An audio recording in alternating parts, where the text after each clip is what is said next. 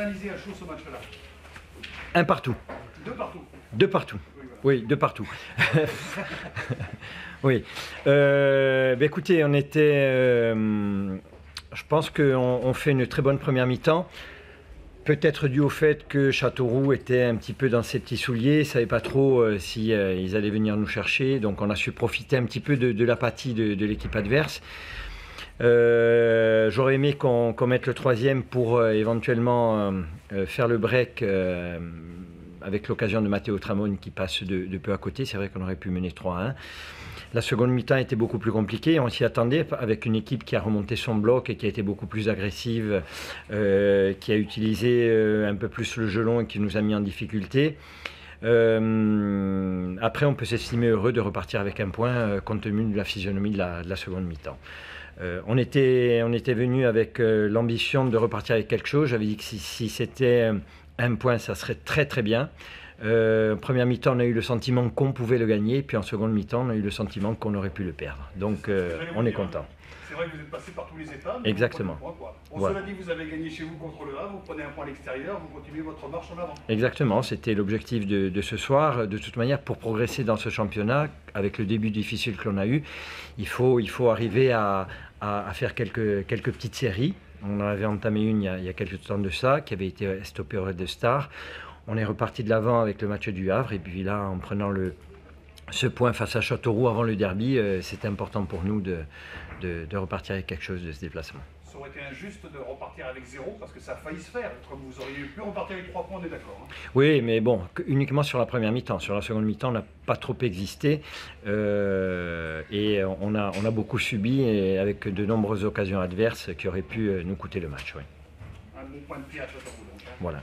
Voilà, merci beaucoup Merci. Olivier Pantaloni. Merci beaucoup Olivier Pantaloni, l'entraîneur de l'Ast. Oui, avec Nicolas Husa, il est en direct sur France Bleu Berry. Bonsoir Nicolas. Bonsoir. Bon, eh bien c'était votre première à Gaston Berthier en tant qu'entraîneur en chef. 2-2, c'est quoi votre sentiment tout simplement à chaud? Par rapport au résultat, bien entendu que ça, on peut voir le verre à moitié plein ou à moitié vide par rapport à notre première mi-temps, mais j'ai aimé la deuxième mi-temps. Voilà, j'ai aimé la deuxième mi-temps.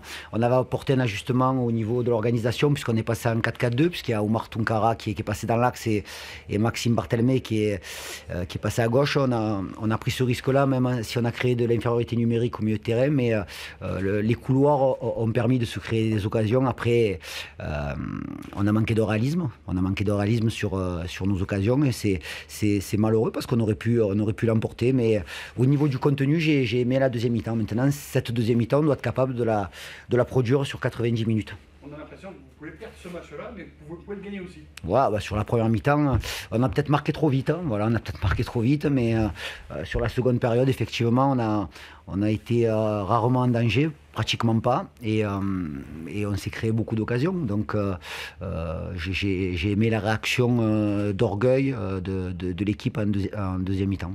Heureusement qu'elle a eu lieu d'ailleurs. Ah, oui, c'était très important. De toute façon, après, moi, je suis dans la découverte de ce groupe et de cet effectif. Donc, on est en formation accélérée, là, parce qu'il faut aller vite. Mais j'étais persuadé qu'on pouvait mettre beaucoup plus d'intensité dans nos intentions. Surtout en première mi-temps, où c'est là que vous avez... Ouais, ben, c'est déçu, peut-être entre guillemets. Ouais, c'est pas qui m'ont déçu. Il y a eu... on ne dirait pas, mais il y a eu pas mal de courses, puisque là, je viens d'en discuter avec le préparateur physique. Mais comme nos lignes étaient beaucoup trop distantes, on a fait beaucoup d'efforts dans le vide. Et dans les lancements de jeu, on n'a pas été assez rapide, on n'a pas mis assez de rythme pour déséquilibrer un adversaire bien organisé. Bon, et là, le programme qui suit, c'est l'enfer. Hein. Non, moi, je dirais que c'est le paradis. Hein. Ouais, on joue à Bollard, on joue Metz, c'est pas l'enfer. Hein. C'est très bien. Il faut prendre des points, quoi. Il faut faire aucun complexe, beaucoup de respect pour toutes les équipes, mais on n'a pas à être complexé. On va jouer chez les deux grands favoris de la Ligue 2. On est dans la position d'outsider. Tout le monde nous donne perdant sur ces deux matchs. Donc tout ce qui sera pris, ça sera du positif. Avec mes confrères, oui, Laurent Fortin et Pierre-Yves Rochemont. L'épisode d'Yvolan qui peut-être vous prive d'une fin de match encore plus souriante. Ouais, dans le football, on parle beaucoup de tactique, on parle beaucoup de technique, mais la maîtrise des émotions est de plus en plus importante. Donc, il faut faire preuve de maîtrise. Quand il prend le jaune, Olivier me dit qu'il faut faire attention parce qu'il peut prendre le rouge. Et malheureusement, c'est ce qui s'est passé. Mais ça m'aurait embêté de le sortir au bout de 5 minutes, quoi. Mais c'est la maîtrise des émotions. Voilà. En plus, on joue contre une équipe expérimentée. Automatiquement, quand on a affaire à un joueur qui vient de rentrer, qui est un peu énervé, ben, on va le chercher pour le provoquer. C'est ce qui s'est passé.